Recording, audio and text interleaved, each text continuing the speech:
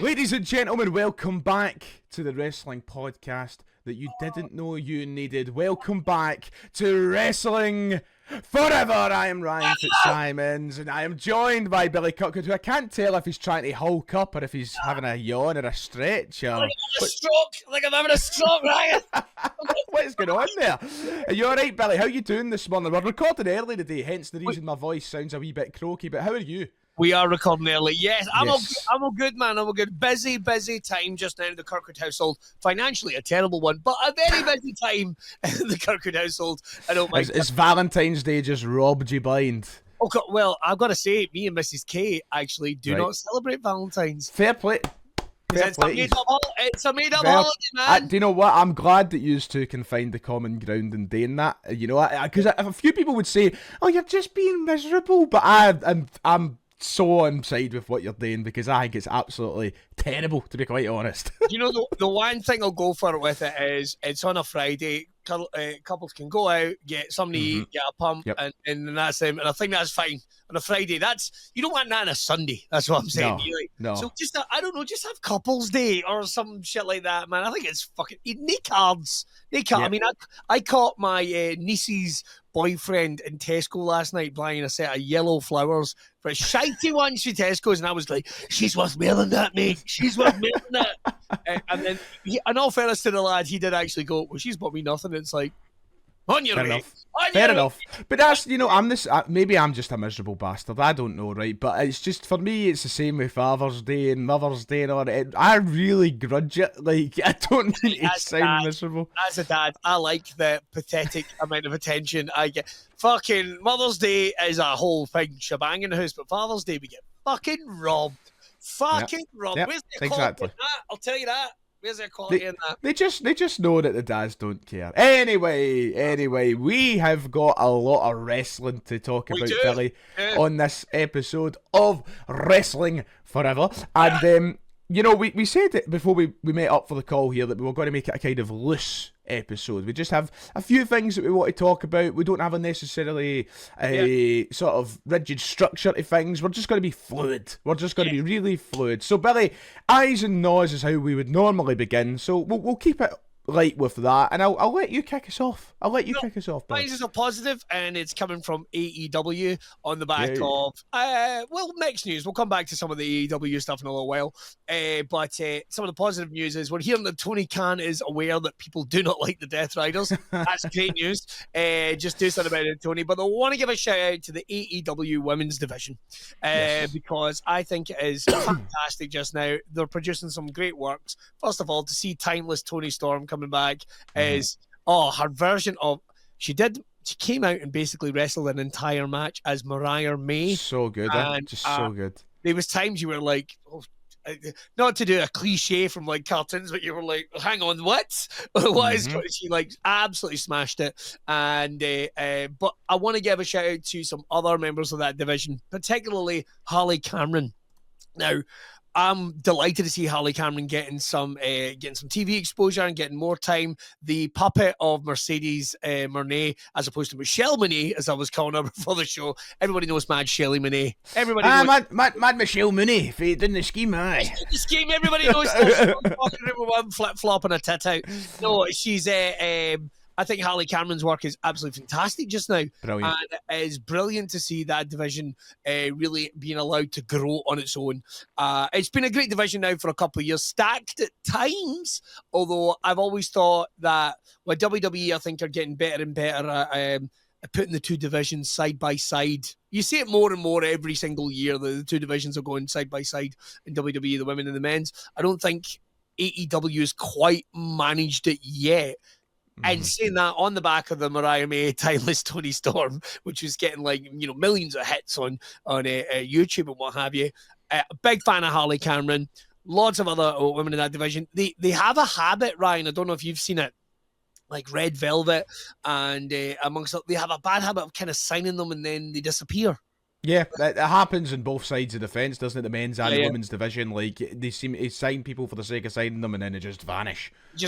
Or they don't get programmed. I mean, right, I know some people yearn for the day where you would just see squash matches on our TV shows, but it's a very different world now, and particularly if you're trying to build up talents and then go, right, in 6 months' time, we want you to give a real shit about these people, and being in those premier spots, and I understand that TV time is limited and there's a lot of storytelling to do.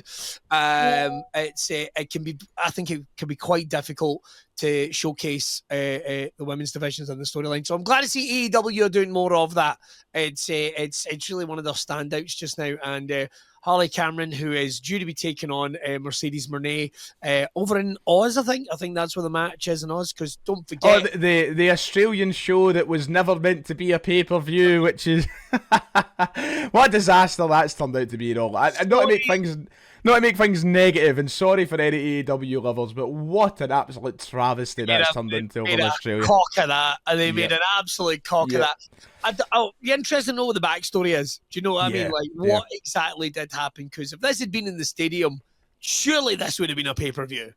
Well, I think it was treated like one if it was meant to be a stadium, and then. Yeah. But you know what? It's nice to see them going. They're testing the market. And to go back to being positive about AEW, which it deserves a lot of positivity for a moment, what you're saying with the women's division is spot on. Because I think if you remember rightly, back in the early days of AEW, the women's division was really, really strong when people hadn't quite turned on Britt Baker, and they had just a very... I don't know, the women's division was just looking really good. They were treating it massively, and then it dipped for a while. I'm not going to hold back. I'm not going to beat around the bush. It really lost its way somewhere. I don't think that was down to the talent's fault by any means. I think it was just the way it was booked, the way that it was presented. There was a lot of questionable booking decisions. I remember being there at London, and I remember when they gave Saraya the title, I was thinking, was this just a cheap crowd pop? It didn't really make it. And then she lost the title. It was just a whole mess for a while, I thought. But now, I think they're really emerging on something great with that women's division, with Toni Storm and Mariah May, of course, being the kind of the front runners of the division. But then, obviously, everybody else who's there in the background. You've got Mercedes Moné, you've got Willow Nightingale, who I think when she eventually signs for WWE is going to be a huge star. Yeah, women's division, I think, is absolutely bloody brilliant in AEW just now, but I would like to see a little more showcase. Start using guys that have been there, got a little bit of a legacy, like Nyla Rose. Let's get them in there. We need the monster female heel, I think. And I think Nyla is purpose-built for that. And it's actually funny and entertaining as hell as Nyla Rose. So maybe we can find somewhere there for them. And maybe not misusing some people, like some pals that we've seen recently who have turned up in Glasgow. And not getting anybody any heat.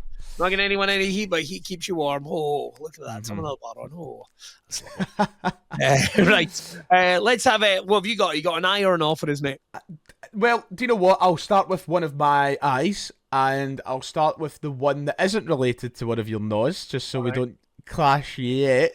So I'm going to start with a WWE-related one, and the potential and planned pivots for the WrestleMania plans. Now, it seems like Uncle Paul has been listening, and Uncle Paul has seen that the reaction to some of the scheduled plans hasn't been that great. So apparently we are now in a period of pivot, just like last year. And not to forget that last year we were in a situation where everything changed overnight, and fans made their voices heard. They said, we want Cody, and Triple H went, hands in the air, we'll change this. And it seems like that's happening a much minor scale this year. Yeah. It seems like it's happening again. So, following the Royal Rumble, it was clear that there was 3 potential plans on the table. One of them was Gunther versus Jey Uso, which has now been made concrete. That is happening, and it might not be treated... I don't think it's a bad thing. Listen, it might not be the one that you would expect, and it might not be this huge, giant match, but we'll take it as it is. Alongside that, there was meant to be plans for a triple threat match between Seth Rollins, CM Punk, and Roman Reigns, which now might be pivoted. And also, one of the big ones that came out post-Royal Rumble was Drew McIntyre versus Damian Priest, which had a report suggesting that Drew wasn't too happy about it, which then led to reports that WWE are now going to pivot, which I must admit, I'm delighted for Big Drew, because I didn't think it was the reward he deserved for the work that he's put in this last year. Now, let me caveat that very quickly by saying, that is no disrespect to Damian Priest. Damian Priest is a fantastic talent. He's had a great year himself, respectively. Yeah. And whatever he does at WrestleMania deserves to be huge. But Drew McIntyre is at a point in his career, after the work that he has done, where you can call him, arguably, the hottest name in professional wrestling. And I don't think he should be thrown into a match with Damian Priest without much being on the line. So I don't know what the plans are yet. There's no point in speculating. People are saying it might be early night. People are saying he might now be in one of the title matches. We don't know. But Billy, the potential pivots of Drew's direction, of Cena, Punk and Cody's direction, has now awoken my interest for what was, I thought, a mania that could have been quite bleak. Well, yeah, I think that's fair. I think that's a completely fair summation of it. I think I'd said, like, well, we're all, a surprise would be nice. We don't really know, and we always hear about it like sort of the last couple of months of the year, plans are locked in for WrestleMania. This is what's happening, which I find mind-blowing, to be honest. No, it isn't it? How they have it planned so early. I can understand why they do that, because it must be a bit of a nightmare to be, like you say, caught in this pivot period where you're like going, oh fuck no, what do we do now? I think you've laid it out really well there, mate. Like, no disrespect to Damian Priest, and I know some people could go, oh, but it's a callback to last year when he cashed in and what have you. It's like, yeah, but it's not like Drew is just sat and not giving a fuck about that for like. It's not a callback I think we necessarily need. No, really. and to have nothing on the line, who wins that match? Like, let's go through those scenarios just very, very quickly. Drew wins. What's next for Damian Priest? Damian wins. It kind of feels like you're just shitting on Drew, who I don't think has had a particularly fun run at WrestleMania. Entertaining run, but not a fun run at WrestleMania for years. I mean, he was opening match challenging for the world title a couple of years ago when we came back from COVID and didn't win against Bobby Lashley, who, no disrespect, was coming to the end of his run as opposed to really going into it. So, as for the top of the card, as for the other championship, we have heard Punk versus Cody has been mooted a little bit, which not only that, Billy, but they are talking about Cody versus Punk versus Cena, which I'm not going to lie, I don't know what you think, Billy, but I've booked it in my head, and if they can book it the way that I booked it, I'm telling you, I want it, Billy. I want it big time. Huge. Massive. I need it, Billy. Someone's got to heal. Someone's got well, to this is in my head, I'm like thinking, I think they're the only three guys that could pull it off as faces, but I would rather they tried, and I don't know if they would, I'd rather if they tried to turn Punk to the 2013 bald son of a bitch heel and make him the guy that stands in the way of Cena and takes Cena's title at Mania, and it just turns him into this absolute bastard. I mean, I think there's just so many different routes they could go down. It doesn't need to necessarily be that, but there's routes. Punk could be that. Could be a tweener on the run up to WrestleMania, going like, John, I know this is your final year, but you're a 16-time world heavyweight champion. You've headlined 5 or 6 WrestleManias. This is my last. This might be your last shot at title, but this is my last shot at a WrestleMania. I can't let you win. That's essentially how I've booked the first part of the story in my head. And then he turns on him on the night. Because we obviously have this. We obviously have this situation with Chamber as well, where both Punk and Cena are in the Elimination Chamber. So somebody's going to have to be on their back at the end of the night. Somebody's going to have to take the pin. Now the question is, how does that lead to a potential triple threat? That's not for me to work out. That's for the bookers. But I just think that the situation with all these Pivot and Mania plans, Billy, I much rather. So these were the two options that have been presented probably on paper. You have got the original option of Punk versus Rollins versus Reigns, which I still think makes no sense, along with a Cody title match that is unknown. Or you can change that to just having Rollins versus Reigns in their final, maybe their final battle, and their long-awaited WrestleMania match, and then Cody versus Punk, or Cody versus Cena, or Cody versus Punk and Cena. So for me, option 2 just seems so much more intelligent. Just to have Rollins and Reigns in the ring themselves. Punk doesn't need to be in that ring. It's more, it's more appealing. It's more appealing, isn't it?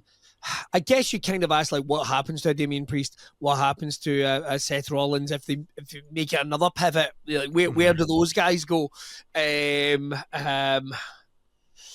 Seth Rollins is such a tricky motherfucker to book right now. He is. He's done so much because, and this is where you've got to take your hat off to Seth. Seth hasn't been a part-timer. Seth hasn't been a guy who's treated this as his second job. Seth has been there every single week when he can be. When he's not been injured, he's been there every week, which means he's worked with everyone. He has worked with every top dog. And going into Mania, it makes you go, well, he's already done that, he's already done that, he's already done that. So the WrestleMania routes are actually quite slim for Seth. And that's why I think that him and Reigns just... This is the year to do it, especially if Dwayne has put his cards down and said, I will be here next year. I will be here to fight Roman Reigns next year. This seems like the most intelligent time to finally give us Seth and Roman at WrestleMania. It just seems like a no-brainer. It would work for both guys. It has to be the way. I mean, the three-way match with Punk, Reigns, and Seth and Rollins, is fine. I know that sounds terrible. I'm sure it's going to be fucking epic and wonderful and fantastic. Is it the main event though? But as I said, exactly. What comes from that match? What are you winning it for? Because at least with Rollins and Reigns, it's 10 plus years of history. It's the Shield and everything else, and it's somebody finally getting the upper hand in what has been a decade-long rivalry. But when you throw Punk in there, it just feels like it's three guys having a bit of a dick measuring contest. So I don't get what if that main event's WrestleMania and the 3 count gets without a title to be won. What do we leave Mania saying? Oh, well done, you know? It's not like we can even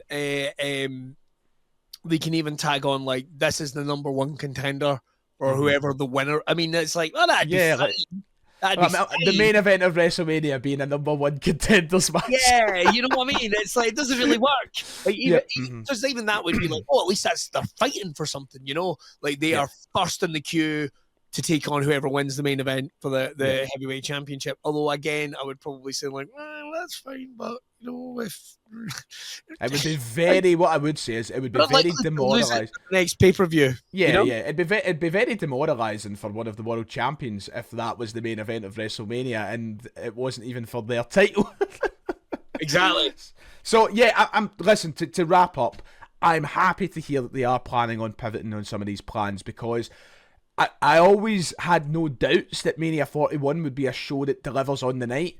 But I needed more for the build, man. I needed more for the build because this build could be one of the more lackluster of recent memory. So these pivots could be big. We need something. It saved WrestleMania last year and it could save it again this year. Right, next one. I think is a joint eye and a joint no for the pair of us. So let's get into it very quickly. I should have watched I start with my side of things since you don't know. Well, my eye is, as Billy has just brilliantly, I can't do it as good, but Ricky Starks. I don't quite get it. Ricky, or should I say Ricky Starks, because we don't actually know if he's going to be called Ricky Starks. They haven't mentioned his name once. He's going to be called Ricky Starks. Surely, hopefully there's no contract disputes or copyright issues with AEW. I don't know, but I'm hoping he owns the name. Ricky Starks before he came to AEW. So I'm hoping he's not signed any dodgy contracts giving away sort of own naming rights. But Ricky Starks is here in NXT, and I, for one, am delighted. But maybe not for the reason that that you think. A lot of people will go, "Oh, Ryan, you must be a huge Ricky Starks fan," whatever, blah, blah, blah. If you ask any of my mates, I've never been a huge Ricky Starks fan. I've never been a guy that, don't get me wrong, great wrestler, entertaining, I'm sure, for a lot of people. He's just not really done it for me, which people might find surprising because he's such a big CM Punk guy and because he was endorsed so heavily by Punk and because he's got this kind of more entertainment edge to him, which I lean to in a wrestler. But I don't know, it's just something about my time watching AEW that never made me a huge Ricky Starks fan. So I was never bothered about him coming to WWE, but what did bother me, Billy, was the situation that he was in with AEW and the whole contract situation which was keeping him effectively on the shelf at a point in his career where he is needing to thrive and was starting to thrive. So even though I wasn't a huge Ricky Starks fan, I think I was getting to the point where I was like, okay, I could be a big Ricky Starks fan. Yeah. But then all the rumours started floating and Tony Khan got a bit jealous and Tony Khan dropped him from TV. Now, I know some people might have the opinion of, well, if he's already made his intentions clear to folk that he has no plans of staying with the company, then Tony Khan's well within his rights to do what he's done. But I think that we're in a world now, in 2025, where we don't need to be so petty, and AEW is full of talent. So it doesn't need to keep Ricky Starks tied down in a basement, not able to continue on with his career. I think it's just, and I would say the same about Triple H. I would say the same about anybody else in any company. I just think it's completely unfair. And I'm glad to see him free. I'm glad to see him now in a position where he can show his quality. And yeah, I'm excited to see what his NXT run could be. But I've mostly got him as an eye just because I'm hoping that it's a step in the right direction to stop all of this contract nonsense, to stop all of this release nonsense. Just treat them like humans, man. Right. That's fair. That's fine. That's fair. I've got a couple of ones to do with Ricky Starks. I'm afraid I'm not. I want to say for the record, I have enjoyed Ricky Starks' work that I've seen for the most. But you said loads of people are excited to see Ricky Stark there. Are they though? Well, if you go online, they do. But is he going to appeal to a casual? Maybe not as much because they might not know him. Even then, I found there was a period that he sort of came out and he was acting like he's a big deal because clearly that's his character.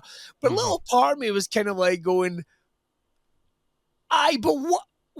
Here it comes. What have you actually done? There, I've said it. He won the Owen Hart Invitational. Ooh. This is the thing, right? First of all, the contract thing. I can understand the frustrations of that. We don't know if it's because he was alliance with Punk, and he was very vocal about how unhappy he was and not being utilised. And I think he's a talent they should have been able to find stuff for. We'd heard like, it's because of that. Did he piss off Edge with the Bug Eyes comment? Do you know what? I forgot the biggest part of my eye, but I'll get back to it when you're finished. Because I don't know how I've completely bypassed it, but there's a big part to it. The Bug Eyes comment and all this type of thing. These two, here's layered within the know, they should have been able to work this out. Right, you should have been able to work this out to a point that they clearly saw value in this guy at one point and they were signing up, putting some money down, locking him into a long-term contract. This should have never have happened. No, like, if you're putting that amount of money down, he should have never been a period. He should have been running down the clock till his contract was finished. Should have never been. I don't like the president of people going, I'm fucking unhappy. I want my contract. Right, there's money. Fuck off. Like that shouldn't be how it goes down. It shouldn't be how it goes down. Because the thing is with Ricky Starks, he was on Chris Van Fleet and he spoke about how, he was happy to work and he was happy to do whatever, and just Tony was like, nah. So I maybe there's a lot of truth that we don't know on either side, but maybe it's just the socialist in me. I don't know. I just think it was a really cruel way to treat him. No, I think you're absolutely right. And the thing is, like I say, I should have never been at the point where he was airing his graces. And if Tony was going like, exactly. You shouldn't be airing your graces, it's like, well, it sounds like you put this guy in a position where you just weren't going to use him. You just weren't going to use him at all. And just let him go then. Like, that's it. I don't, whatever has happened, you should have been able to do this. It's like I said to this before, Ryan. It's an argument at a party. We are nothing to do with what this couple is arguing over. We're just here on a good night, but they're making it all about us. And you know what else he does? He comes too soon. I'm just trying to have a sausage roll. Will you shut the fuck up, man?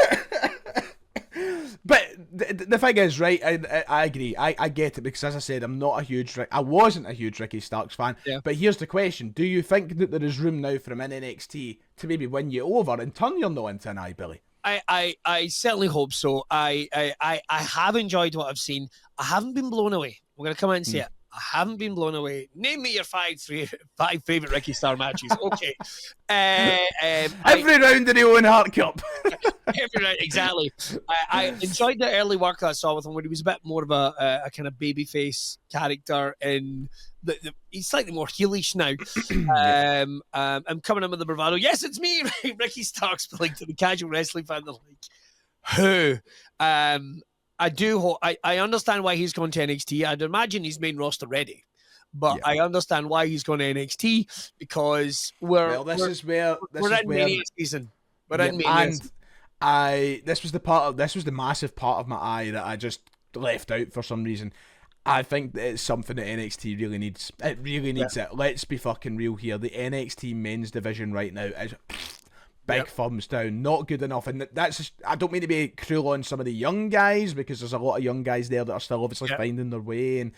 But if you're at the point where you're needing to draft in Austin Theory and Grayson Waller for your title match at the pay-per-view show, says a lot about that men's division at the minute. I just don't think there's enough stars. I don't think there's enough top talents. There's a lot of great guys down there. And they're going to lose some. Yep, and they're just not main event ready. So Ricky Starks is somebody, whether you like him or not, is somebody who is main event ready. So he'll come in, he adds to that part of the division for a while. I'm assuming he'll be on the main roster within the year, to be quite honest. But if he can help out NXT for a while, they need it. If he doesn't have any bad attitude and is going to listen to what everyone says, so it's no disrespect, Ricky, but you'll have never been produced and you'll have never been. This is potentially the most exciting period of your career. What you've done before doesn't matter. Look at what Penta said about coming to WWE and how different it is, and in a respectful way, he basically said this blows AEW out the water. You know, he didn't say it with shitting on AEW. It just means from a production point of view and from a product point of view, WWE is a machine in every area. AEW are decades behind WWE just because that's fact. So. You know, he needs to come into NXT and do that to get up to speed with where they are as a machine, because that's what they are, a fucking machine. You are going to be working for someone who is not going to be hands off. You are going to be working with someone that is going to want to utilize all your talents, but is also going to be giving you a very distinct direction. Yeah. So, Ricky, you're going to have to work within that. So I hope there's no bad blood there. I hope that, you know, again, I just find it like, if you were the manager of a football team and one of the guys is there just criticizing everything you do, you're kind of like going, he's no fucking playing next Saturday.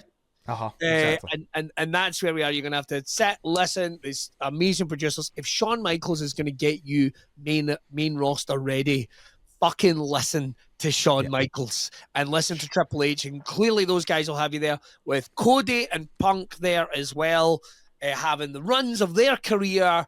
I think it says a lot, and I just kind of like, so Ricky Starks, my reason why he is a slight gnaw, is because he kind of came and gone, here I am, hey, you know, excited. It's like, I don't give a fuck about the Ricky Starks, AEW and NXT. I want to give a fuck about WWE's Ricky Starks. Yeah. So get on it, man. Get on it. That's what I'm. Nice message. What a nice message. What a nice message. And also, see the hand sniffing thing. Fucking drop that. I think it looks a bit daft. I'm never been It looks really daft, especially when he cuts a promo. It's me. I guess those who get it, I suppose. But I'm sadly not one. If he actually did that just once, he'd be like, that would be so weird. That reminds me of the shoe sniff off of Chewing the Fat. Like, just the way that you done that just reminds me of the shoe sniff. Brand new gimmick. Creepy Ricky Starks. Here's what he does. He gets a shoe, holds it up, gives it a good old sniff. Beating everyone while he's got an erection. That would be good fun. Lots to catch up on, because when we did last week's episode, within about an hour, there was a lot of releases. There's been releases in AEW. We've talked a little bit about Ricky Starks. Miro is now yes. The Miro situation is another one, not a million miles away from the Ricky Starks thing, in terms of like, you say apparently he was on like a 7-figure deal. Nuts. I had this conversation with one of my mates after the news of Miro's release, and obviously everybody's jumping straight away to Rusev bang. I don't really care if he comes back to WWE. I'm not like. I loved Rusev Day. I hated the whole thing with him and Lana breaking up. I thought that was fucking. Let me be clear. I am a huge Miro fan, huge Rusev fan from his work in the ring and his character and all the rest of it. Love it. But I just the reason that I say that I don't think that he'll do it for me quite yet in WWE is because I don't know if he'd do anything that different, and I don't know if we really need it at the minute. I don't know. Miro was fun. Rusev was fun, but I loved Miro the Redeemer. Yes, I thought the Redeemer was a main event act. But they dropped the ball big time. They had him as TNT champion, and then he lost it, and then he won it back. And I actually went like, being the killer TNT champion, the guy that could have had it for, this is going to sound mad, 2 or 3 years. Yeah. When he dropped it to someone, fuck me, you've just made your next guy. Aye. Because he beat Miro. And the fact that they've just not had anything to do with him. Apparently he was I had heard that apparently Miro didn't want to lose. That's very tricky to work with, apparently, in the sense that he refused to lose. And I think somebody I think there was a stat that something like he was only pinned like once in his entire run. Is that garbled information? Was his idea that was, I should be a killer, like we've just said with the title. Yeah. So when I lose, it means something. Because he done the whole. Apparently, he refused to tap out to Bryan Danielson, and that's why when he fought Bryan Danielson, they done the whole. He passed out because he was like, "I'm not tapping." He just refused to tap out. So, hopefully that's not true. Do you know what I mean? Because you're kind of like, well, again, if you want to come, but then Miro might not want to come back to WWE. I wouldn't be surprised if he wanted to take time out of wrestling. I mean, basically, he's had so much time out because he's barely been used. But I wouldn't be surprised if he's just kind of over all of these things and he would just want a wee break from it all. I mean, wrestling's not particularly kind to him. If you think exactly, and that's what I mean. Like, is he quick to jump back into bed with one of these big companies? I don't know if he's that eager, to be honest. Yeah. Although what I will say is, listen, there might be a place for him in NXT. As I said, they're lacking big main event stars. So, I'm pretty sure the door will be open for him at some point. Triple H is obviously a huge fan. I just don't know if they're going to.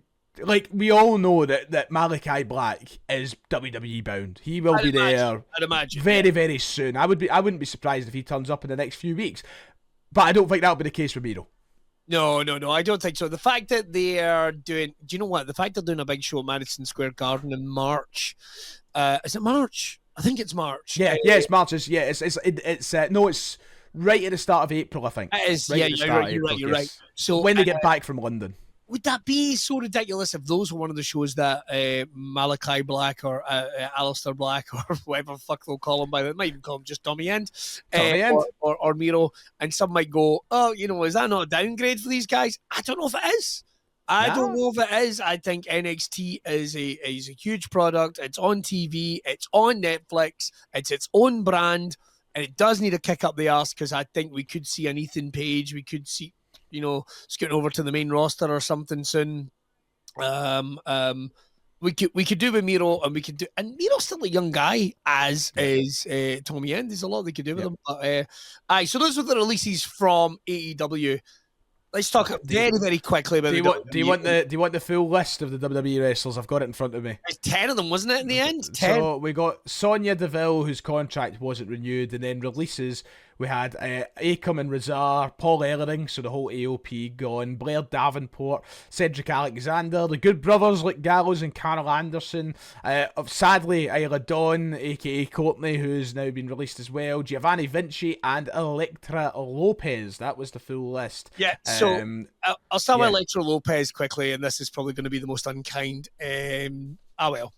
It's kind of like it just didn't work out, pal. It sounds like I'm sure there's plenty for you to do. There's some people who, and I mean this with all due respect, because to be honest, I enjoyed some of it. Elektra Lopez microphone work, it was fine, but they didn't find the role for her. That's not to say the door's not open in the future. That's not to say, who knows, there might be a WWE IT thing going on. You never know, or work in TNA, or maybe just sinking it on the independents, and who knows. So I'll go with the AOP just quickly, because they kind of fall into the same bracket as the Good Brothers a little bit. Just pish booking. Just like the AOP never got to advance as an act in any way. I felt. I thought that their partnership with Karrion Kross certainly had potential, but if they weren't willing to take it seriously, which they didn't, what was the point? They could have just been an independent monster tag team on Raw or SmackDown, and instead they put them with Karrion and gave them nothing to do. It just felt a bit pointless. Am I wrong in thinking that at one point they were with Seth? Yes, they were. That's right. Seth and Buddy Murphy at the time. Great role for them as these absolute killers. Maybe if Bronson Reed had still been around, they might have been a monster faction there or something. Calling it Monster Factory or something. I don't know. That would have been the meatiest tag team or meatiest faction of all time. But their first run, it seemed to be over in a bat of an eye. And this second one just seemed to be a waste. And I'm just putting it down to pish booking. They just never got. Why do you bring in a monster tag team and then don't use them as a monster tag team? Oh, we've already got a monster tag team over here. We're resetting the Viking Raiders, and it's like, the War Raiders. They never got to be monsters. Nah, they didn't. Not in this run anyway. Their entire gimmick is the fucking monsters, and they never got to be monsters.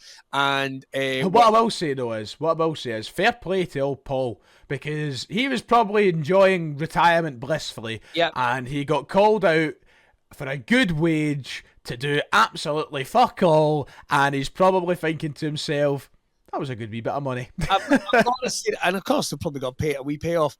With Paul Ellering, what I've got to say about this is he is continuing to look after the affairs of the AOP, right? So he has said, there's more work to be done. Yeah, there's more work to be done. And I actually think with Paul Ellering with them, they probably have a safer route. Do you know what I mean? Well, he's one of those guys that's been around the business for fucking decades. He was the manager of the Road Warriors. He's fucking been around since the 70s, 80s. So this is a guy that clearly has his head in the game. And do you know what? As I said, he probably was enjoying that life without having to be so intense with a WWE on-screen persona. Yeah. And he's went and picked up some money, and now he's back to that. So, he's still in the game, but he's taking a much laid-back approach, and I'm assuming he'll enjoy that. I hope these somewhere for the AOP, because I just always thought it was pish booking. Would I want to see a third run? Not without a drastic change to how they're booked, man. The Good Brothers kind of fall into that. Nearly a decade they've been with WWE and have just never been given an opportunity to live up to the hype. Carl Anderson is a fantastic wrestler. Luke Gallows is fine. I love Big Luke, man. I love Big Dog He's Gallows. Entertaining as hell. What a guy. And for me, they've never really been able to see the Good Brothers. They've never really been able to bring that to the screen. They were killers over in Japan, entertaining as hell for the boys. It's criminal they were never allowed to bring that exact same kind of style and gimmick over here. I think they never really allowed to channel that. And I thought we were going to see that with AJ Styles when they teamed them up with AJ Styles. I thought we were going to see a bit more of that, but then AJ's been in and out through injury. And of course, Carl Anderson was really unlucky as well, because the last run was kind of brought to an abrupt end through his huge injury. So I hope he's okay. I hope he's recovering well and during all of this, to be honest. I'd imagine that this is the start of... Luke Gallows has always been a bit of a hustler. Yeah. I enjoyed him as Doc Gallows. I enjoyed him as fucking Festive. There's a match between him and The Undertaker on SmackDown as Festive that you have to check out. It's actually a fucking belter. But I'd imagine there might be some trips back to Japan. Maybe they might find themselves in AEW. The entertaining aspect of what they do could find a home there. They've done stuff in TNA, but I would think in terms of like full-time wrestlers, it's probably the beginning of the end. That stage of their career, and I'm sure they'll know that themselves. I think I was most surprised about their release, because I always thought they were two guys who would have been great for the Performance Center as coaches, as a head to keep these guys, young guys in the game. But who knows where their path will lead them? I'm sure it's not the last we'll see of them. Put it that way. Cedric Alexander, just I'm going to come out and say just unutilized since he was cast out of the. I'm going to get it right. The Hurt. Oh God, hang on. What were they called in WWE again? The Hurt Business. The Hurt Business. Yeah, exactly. Because I keep forgetting the name has changed slightly. Again, like, you had the fucking modern incarnation of the Four Horsemen. You had it right there. You had it. And then you just broke it up for no fucking reason, WWE. And since then, Cedric Alexander has never been able to get to where he needed to be. So for Cedric, I don't think his stock was ever going to go up in WWE. I think this is a blessing. Tackled as poorly as Shelton Benjamin's was, his leaving the company. So I know we know the roster at AEW is so stacked, but if you're gonna put the team together, I don't think it would do any harm to get Cedric over. The instant reports after his release was that apparently folk backstage were pushing for him to get signed, and I think that out of this entire list, I think he's the one that's going to benefit from this the most if he gets that AEW signing, because he done the best work of his career, or at least his kind of major leagues career, I should say. He done the best work of his career with the Hurt Business. So to be back with him on an AEW screen, I think would be great for him. And I look forward to seeing it if it happens. Yeah, him and Shelton as a tag team, unleashed of creatively what they can both do. I mean, Shelton in those singles matches, when he first signed with AEW, was like, people forget how fucking good Shelton Benjamin is. Amazing. And the idea of putting that tag team together, you're going to have to bring in more.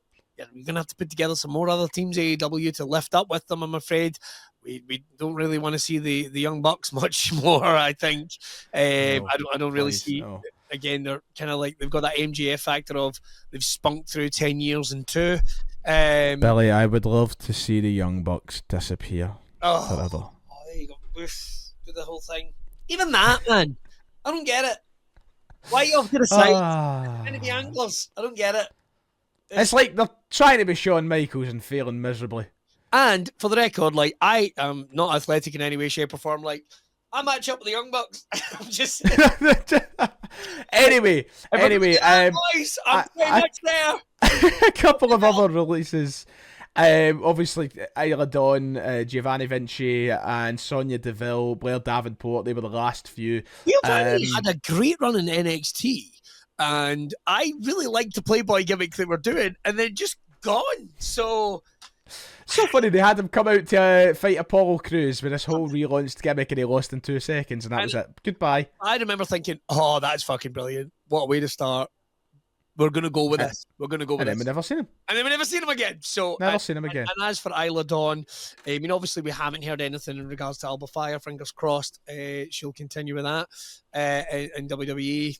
I've known Alba a long time. So I've known Courtney a long time as well. So I think with Courtney, though, with experience in Japan, with what she brings as the White Witch, a kind of mystical factor, and a physicality, adapted herself as a talent, I think I could see WWE scrambling to re-sign her in a few years because I think she's going to make a big impact on the independent circuit.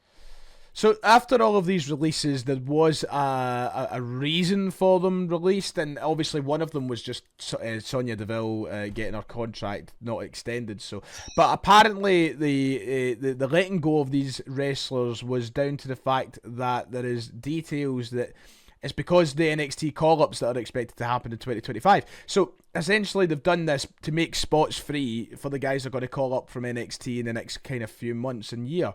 Right. But what I will say in regards to that is that they need to figure out a better system, because this is just going to happen. And I guess do you know what? This will work for them in a sense. It gives them an excuse to release folk or whatever. And you can't just keep everybody all the time. You need to release folk. Yeah. It's sad. It's sad, but you need to do it, right? But if they're going to have to just constantly free up spots, they're going to just keep putting people into these positions where they won't give them TV time. They won't give them the chance to prove themselves one last time. We always hear the famous story about John Cena, who apparently was on the list for the chopping block. He was apparently going to get released, and then Stephanie McMahon found him fucking rapping out in a bus and went, "You're going to do that on TV," and it saved his career. Now, I'm not saying that people have got to start rapping backstage to catch the attention of these WWE executives, but WWE need to give these chances out to people to save themselves, to show that they have something, because these guys who were released, all the way from Sonya Deville right down to Elektra Lopez, they might have had something there, something to show, and I feel some of them are really hard done by. So Sonya, I thought Sonya Deville's been done over quite badly in this, because I think they could have been, maybe Sonya just wanted an in-ring role. Maybe that was a want in ring. She was a great talker, great broadcaster. Would have loved to have seen her do something like maybe take the headset in NXT, because they don't have enough. Now I've said it. I don't know if they have any female commentators. Like, please excuse me if I've missed one. I mean, the commentators are what? Booker T, Vic Joseph, and Corey Graves, and then I think they might have I think they have a backstage correspondent. That's let's put in some great ones as well. I think Sonya could have went in that role. She was great in that general manager role, the assistant general manager role she had for a little while, and clearly media ready and fantastic and can get in there. I feel like maybe it came down to Sonya with a case of like, I want to wrestle, and it was like, well, it's not gonna. Is that thing? It's not gonna happen here. So we're not sacking you, but we're not going to renew your contract as a wrestler. And I think it's a real shame. I genuinely think Sonya's probably the name that stands out for me. I think that's a real shame, because I always found her thought she was really good. She was really green when she came in, if you remember. Like, she really seemed to be struggling to make that MMA transition. But I thought she was bloody entertaining.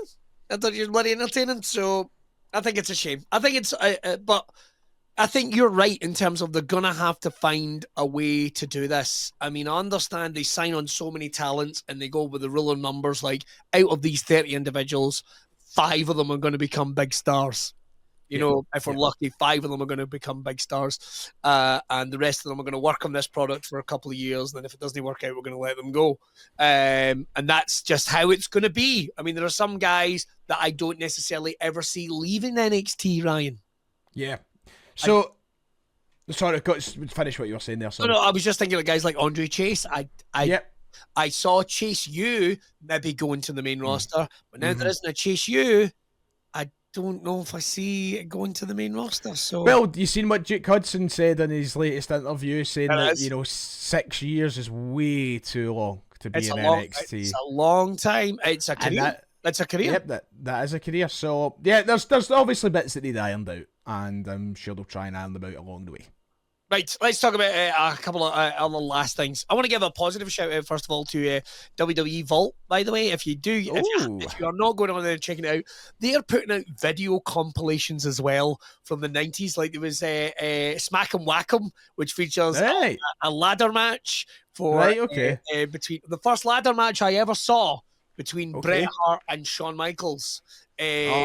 What a match. It's a cracking match, and it's now on WWE Vault. So they're actually putting out video compilations. Great channel. That they had, it's like WrestleFest is on there. I think Tuesday in Texas popped up there recently. It is an interest, because you will see matches that you've never seen. You didn't even know existed. Macho Man versus Repo Man. What the fuck? Go over and check it out. I've got to say, if you fancy, and if you're missing, what I'm basically saying is, if you are missing the WWE Network, that's the channel for you. Go over and check it out. There's even Halloween Havoc on there. Yes, the one with Hogan and Warrior headlining. Fucking hell. Go and check it out. It's very, very good. It's very, very good. Do you have anything else you want to chat about, young Ryan? I have one more thing that was on my agenda to talk about for today, because it seemed pretty big news. And I don't know if you've seen it break last night, but Sean Ross Sapp of Fightful has reported the location of WrestleMania 42. It's basically official and is set to be announced in the next couple of weeks. But he also announced alongside that the potential plans for WrestleMania London and how we might need to wait a little bit longer. So the first bit of news that came out is that WrestleMania 42 will be held at the Caesars Superdome in New Orleans, Louisiana. I'm not going back to New Orleans. So I'm not going back to New Orleans. The third WrestleMania in New Orleans. I'm not going back. I'm not doing it in 11 years. You know the place like the back of your hand, Billy. You should be the first flight there. I was about to say, I could take you to the fucking petrol stations in New Orleans. It's not happening. It's not happening. I know. Were you planning on going next year as well? No, I don't think. No, I mean, nothing's off the table, of course. You know, if you can find somebody to share a hotel room, you can get a cheap flight, and your tickets aren't too bad, then why the fuck not? I mean, I've gone to WrestleMania twice without tickets. Both in New Orleans. Yeah, exactly. But I'm not going back to New Orleans. It's not happening, man. Anywhere else. I'll go to WrestleMania. I am scheduled to be going. The plan was to be going. I probably will be going. So I'm excited to go. It's of course where the Super Bowl was this year. So that's 2 years. Interestingly, Billy, I don't know if this is going to become a new approach. So I don't know if you've noticed this, but that's 2 years in a row now that WrestleMania will be in the stadium that the Super Bowl was the year prior. So the Super Bowl last year was in Allegiant Stadium, Las Vegas. WrestleMania this year will be in Allegiant Stadium, Las Vegas. The Super Bowl this year was in the Caesars Superdome, New Orleans. And next year, WrestleMania will be in New Orleans. So I don't know if this is intentional or if it's just sheer coincidence, but I wonder if it's towns or cities putting in. I mean, a lot. I mean, we've seen the numbers before that like WrestleMania will bring in like 150 million. A lot of money or whatever. It's a lot of money. So I imagine Super Bowl is similar numbers. It's hard to equate. I imagine so. It's going to be a pretty big number in there. Maybe it's not. You're getting like the same amount of people in to come and shop in your city and eat in your city and whatever. So I'm assuming it's the same. I know they wouldn't be like maybe a week of festivities. I don't know. I've never been to Super Bowl. Well, they do make the Super Bowl a week-long event now, but I don't know what that week-long event entails outside the football game, Billy. Yeah, that's true. So I don't know really. I mean, I don't see any harm in it. I'm not going back to fucking New Orleans. Well, you don't. You just stay here, son. I'll do it for you. I'll go and meet all your pals. Ryan, look, maybe we could share a fucking an ibis or something. Who the fuck? Do they have ibis in New Orleans? That'd be handy. I think so. I will say, little word of advice to anyone that's booking. Yes. Really do your fucking research, because the first time we ever went to New Orleans with myself and my friend Chris Brooker, we stayed in a fucking hovel that we left halfway through the night. It was so bad. There was a nightclub down there that apparently had all you can eat fish night. And Chris was the one that went, we're fucking out of here. So, oh my god! Right, well, I was right there with him. I felt like he's dead.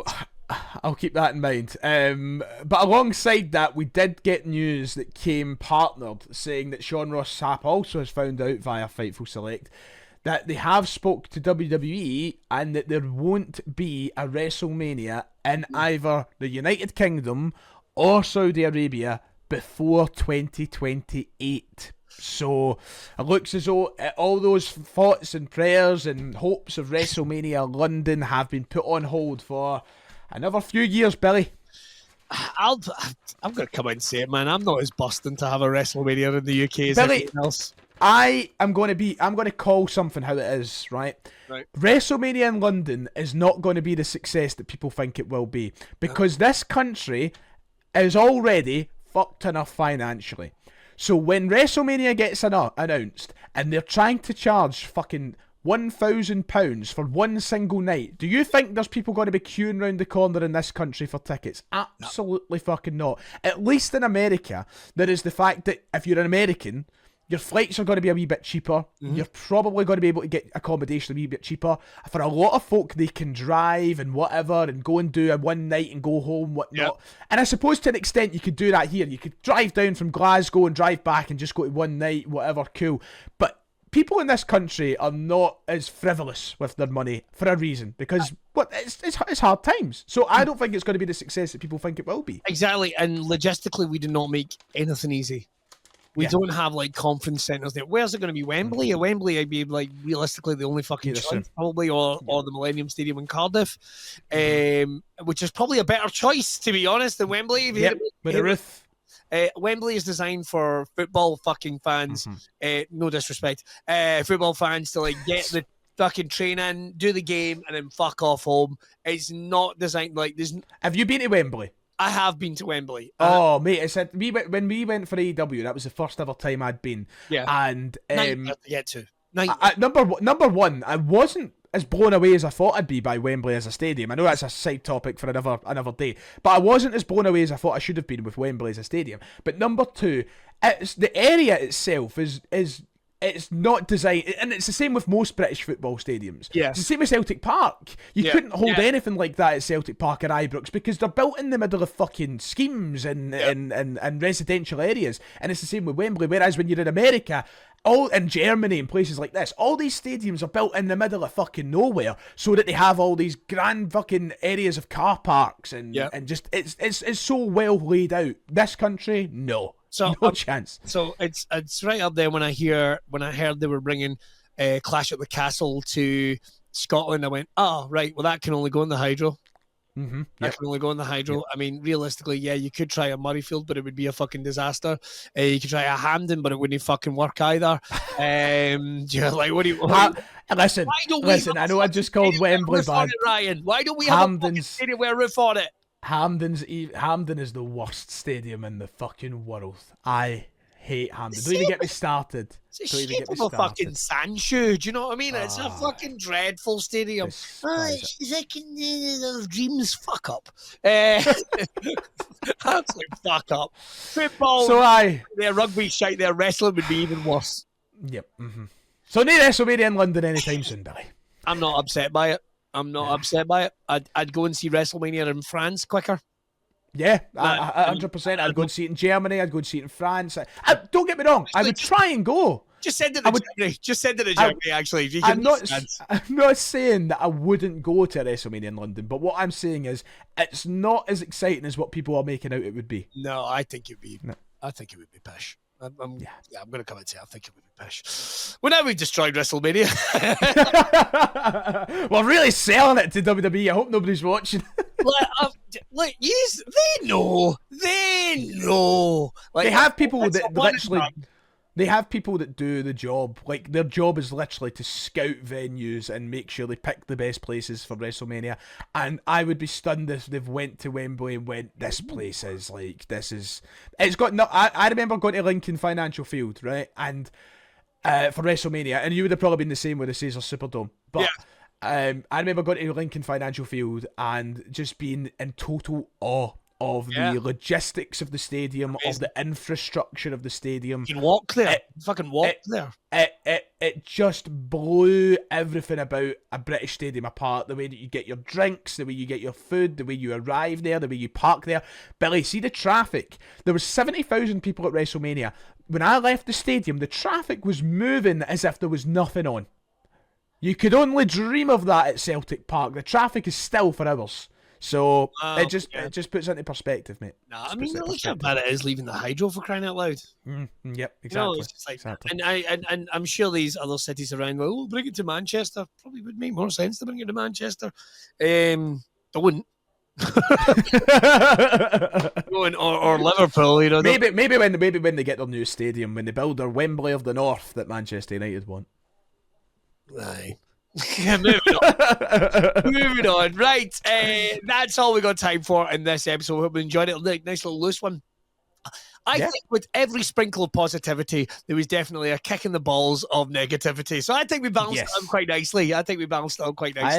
I agree. Do you know what? You've got to take some, you've got to leave some, you've got to give some loving and give some hating, and I think we've done all of that today. And that's why we watch wrestling, god damn it. If we're happy about it, we're delighted. It's soon enough we'll get to moan about it again. So exactly. If you've got any questions for our next listener or watcher or viewer questions, all you need to do is pop it in the comments whenever you see this video, and don't forget you can now listen to us on Spotify. If you don't want to see our handsome faces, you can certainly listen to our handsome voices. And of course, we would love to hear more and more and more about what you think is going on in the wrestling world. Don't forget to like and subscribe and tag your pals as well if they like wrestling. If they don't like wrestling, give them a fucking shake and get them tell. And of course, you have to make sure to tune in and listen to the #1 Celtic podcast on YouTube, hosted Thank you, Billy.